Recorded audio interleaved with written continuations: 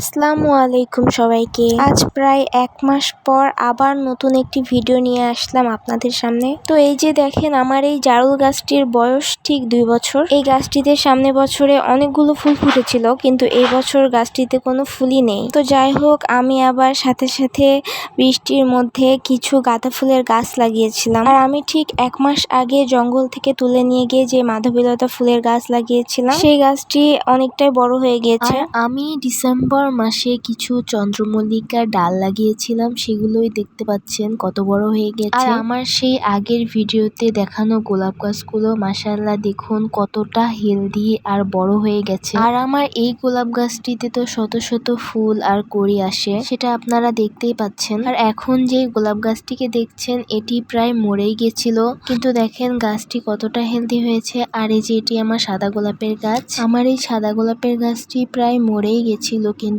আমি অনেক কষ্টে আমার গাছটিকে বাঁচিয়ে রেখেছি। তো আজ এইটুকুই, আল্লাহ হাফেজ।